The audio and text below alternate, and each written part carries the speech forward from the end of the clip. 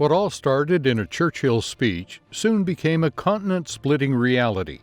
Though it rose and fell, the Iron Curtain split Europe in half for decades. Concrete walls, barbed fences, and armed guards kept countries, peoples, and ideologies apart. Welcome to Bizarre History. Today we'll explore the story behind the Iron Curtain, why it happened, and how it crumbled.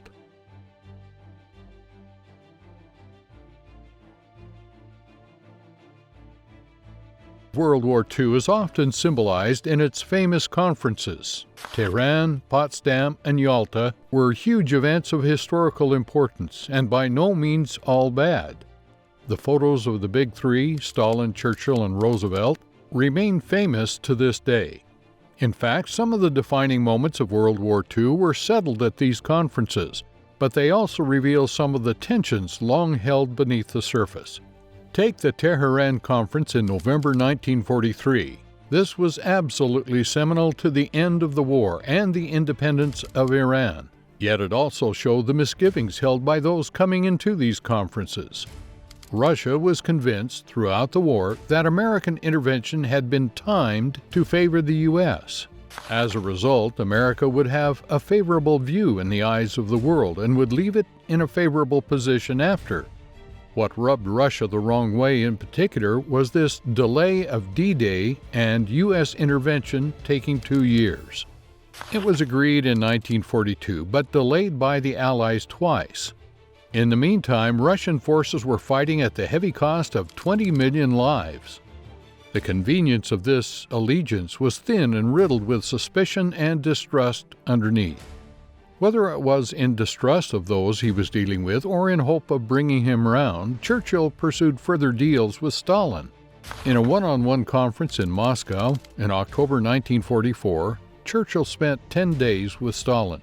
The remarkable outcome of this was the percentage agreement. In an incredible example of the imperialist view of the men, they literally divided Eastern Europe into percentages of Western and Russian influence. Romania, Greece, Hungary, Yugoslavia, and Bulgaria were all written down on a napkin, and their fate was chosen there and then. Yet this slapdish attempt by Churchill was not ratified by the Americans, and later turned out to be worth the napkin it was written on. Many attribute this to the start of the Cold War, as Eastern Europe was never truly given an attempt at self-definition, but ruled over as territory for superpowers. The Potsdam Conference held significant change from its predecessor. Germany had surrendered some 9 weeks earlier, and both America and Great Britain faced leadership changes. In the meantime, Stalin's Soviet Russia had claimed most of Eastern Europe as Soviet satellite states. Attlee was the new British Prime Minister and a relative passenger compared to the forceful maneuvering of Churchill. Truman, the new President of the United States following the passing of Roosevelt, was the one to draw the line in the sand. He informed Stalin of a uniquely powerful weapon the U.S. intended to use on Japan. As Potsdam paved the way for the final agreements for post-war peace and reparations, it birthed a new era, based around the weapon to end all warring, empires vying for global territory and power, the atomic bomb. The watchful eye of Stalin and his intentions were present throughout the world, shaping conferences following World War II. These are wholly significant in the formation of the Cold War following it. Churchill's stance and cabinet's views was that Stalin was a tyrant and feared the worst, yet Roosevelt was yet to be brought around to such a strong disparaging view. Both were not 100% decided if an enemy's enemy could be a friend or not. It's at the Tehran Conference that Stalin is supposed to have bombed a pretty significant joke. It's believed Stalin ironically stated the execution of 50 to 100,000 German officers could prevent another war. Roosevelt is believed to have replied with a further ironic 94,000 should do. However, Churchill clearly didn't hear, see, or feel the irony. He left the room aghast at plans of mass execution for everyday soldiers fighting for their country. Stalin is supposed to have brought Churchill around and assured him it was a joke. Yet it also alleged Churchill was left with a sense the joke was loaded and Stalin was testing the sensibilities of his fellow allies. Roosevelt, despite a near-flawless leadership record around this time, had a woeful interpretation of Stalin.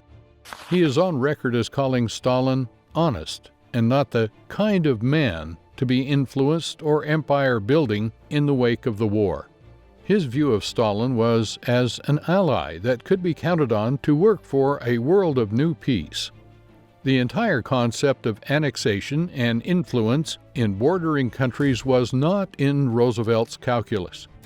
It's understood that not until Harry Truman and his new advisors had joined the conferences that America held a hardline view on Russia. In what may have ultimately cost him his premiership, Churchill placed temporary faith in Stalin over his promise regarding Poland. He ironically made reference to Chamberlain having misplaced faith in Hitler, stating he was convinced he'd not done the same. Stalin had declared how much he wanted to see a free, strong, and independent Poland. He reasoned that it had been a corridor for previous conflicts for Russia and that only a strong country would stop it otherwise. Ultimately lip service, Churchill unfortunately bought it, and how wrong he was. In barely a month following the conference, Poland had been turned into a communist state with a Soviet-installed puppet government. Even the open-eyed Roosevelt admitted that sentiment for Stalin, following an Anglo-American vision, was unduly optimistic. Despite provisional Polish governments set up in the West, the handing over of Poland to Stalin was ultimately seen as a betrayal by the Poles. The banning of Polish troops in the British victory parades was a move to appease Stalin, and more evidence of the Polish not determining their own fate. The context of Russia before its role in World War II is important when studying the Iron Curtain. A huge movement in history and an incredible turn of events, the Russian Revolution of 1917 was not received as good news to the rest of the world. Russia was plunged into civil war at a time when it was dealing with a world war. The Bolshevik revolutionaries were ultimately successful at fending off Tsarist White Guards and took claim of the whole of Russia. This was the birth of the Soviet Union in 1920. Despite British and other Western powers assisting and funding the white counter-revolutionaries. Lenin and the Bolsheviks at the reins left Russia abandoned by the world order. Russia under Lenin was avoided and left out of international diplomacy. America had decided not to do any business with Russia following the revolution, and an increasing capitalist versus communist narrative was spread across the globe. In response, Lenin started Comintern, a movement to start a global communist revolution led by Russia. The desire to see the total dissolution of the state worldwide and an end to capitalism as a concept. Revolutions were fought for in Bavaria, Hungary, and Germany, but all were failures. Russia and Lenin's approach had mellowed by the mid-1920s following this failure, but Russia would not be open to business with America until 1933.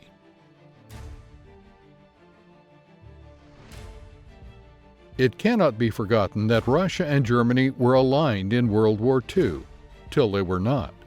Russia was a supplier of vital materials to Germany's war effort until Hitler turned on his ally. The wartime alliance made between the Western powers and Russia was not an easy one.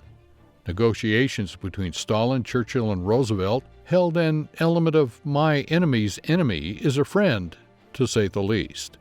It was uncovered in 1998 that Churchill had outlined an Operation Unthinkable in 1945, a plan for Allies to go to war with the Soviet forces in occupied Germany for the sake of Poland. Wartime may have been coming to an end in the 1940s, but sentiments were still raw and high. The fundamental differences between Russia and the USA were felt extensively and complicated the world. Russian experience meant space and was a requirement for Russian safety and peace. It was a country that was invaded many times over the past 150 or so years. The rest of Europe, however, feared expansion and a cavalier Stalin roaming his forces across a war-ravaged continent. Churchill's understanding at the time was to rely on the might of the USA. It was the only superpower that was not torn apart by World War II, and was the only place with enough economic might to help rebuild Europe.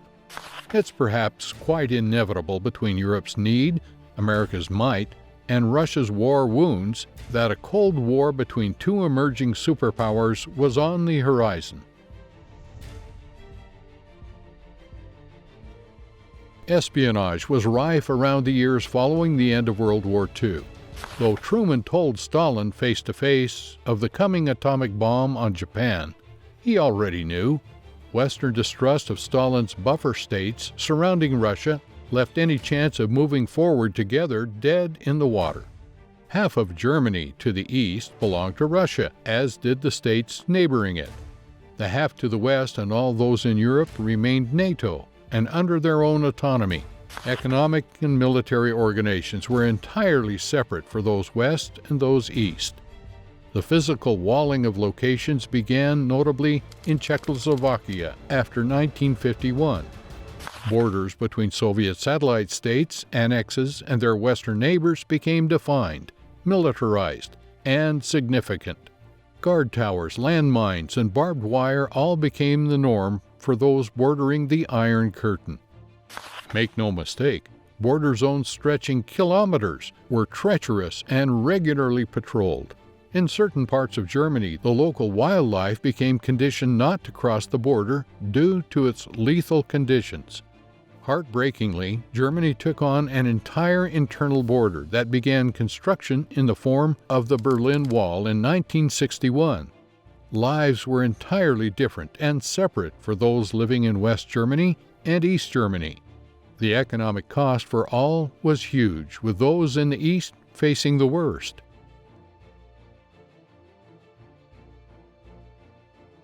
The 7,000-kilometer-long barrier of concrete, barbed wire, and fences was designed to keep people from fleeing communist control. The significance of the Berlin Wall was how popular the point was for people to cross from east to west. It took 45 years for this inner border of Germany to be abandoned, at the cost of around 1,000 lives trying to cross it for better ones. From the 1960s to the 1980s, the Soviet Union economy had a growth that slowed to a halt. Despite reforms over different leaders, and overdependence on military investment over consumer goods is often claimed as the main reason for the decline. When Mikhail Gorbachev was appointed the final leader of the Soviet Union, he inherited something he derided as an era of stagnation. In the face of Soviet economic struggle, the U.S. under Reagan had begun stockpiling nuclear arms at a rate the Soviet economy simply couldn't handle. Between open minds, brave hearts, and a distrust of nuclear weapons, a series of revolutions spread across the Eastern Bloc in 1989. Freedom of press, parliamentary institutes, and free elections began to take place across once Soviet states, and the Iron Curtain came to an end, along with the Soviet Union. Tell us in the comments what other events from history you'd like us to cover next. As always, thanks for watching Bizarre History.